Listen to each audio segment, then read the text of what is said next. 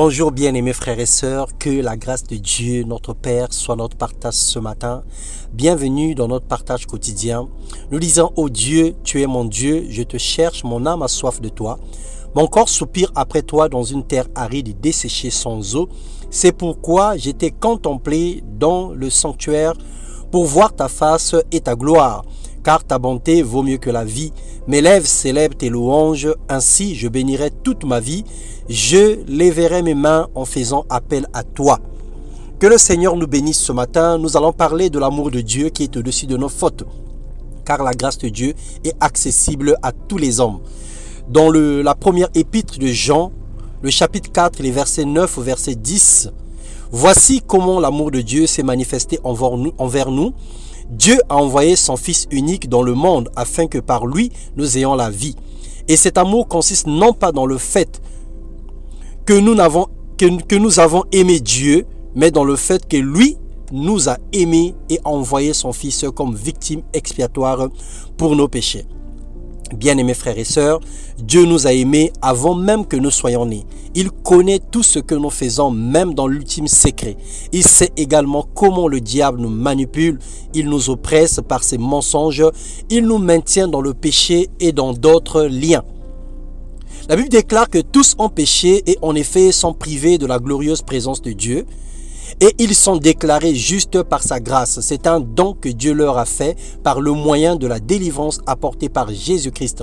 Ce sacrifice montre aussi la justice de Dieu dans le temps présent, car lui permet d'être juste tout en déclarant juste celui qui croit en Jésus-Christ. Romains 3, les versets 23 au verset 26, version Semeur. Par amour, il couvre nos fautes, il nous propose un choix, une vie nouvelle. Il est prêt à faire une concession avec nous. Notre Dieu veut coopérer avec notre obéissance pour nous emmener vers la lumière. Une fois de plus encore dans sa parole, Ésaïe 43, 24 à 26, « Tu n'as pas dépensé d'argent pour moi, pour du roseau aromatique, et tu n'as pas rassasié de la graisse des sacrifices. Mais toi, tu m'as importuné par tes péchés. Tu m'as laissé par tes forfaits, mais c'est moi et moi seul qui efface tes transgressions par égard pour moi-même. Je ne tiendrai plus compte de tes péchés. Apporte ton mémoire, entrons ensemble en jugement, et pour te justifier, expose donc ton cas. Dans d'autres versions, la Bible déclare, parle toi-même pour te justifier. Le souhait de Dieu est que tous soient sauvés et qu'ils parviennent à la connaissance de la vérité ou à la justice. Il veut effacer ton casier judiciaire spirituel pour te donner un nouvel espoir. Ignorer tout le mal commis, quel que soit le nom, la taille, la hauteur ou le poids de ce mal. Alors viens à Jésus. Viens à lui pendant qu'il est encore temps. Jésus-Christ t'aime et il veut te combler de son amour. Ne sois pas comme Adam, ne fuis pas la présence de Dieu, mais viens à lui.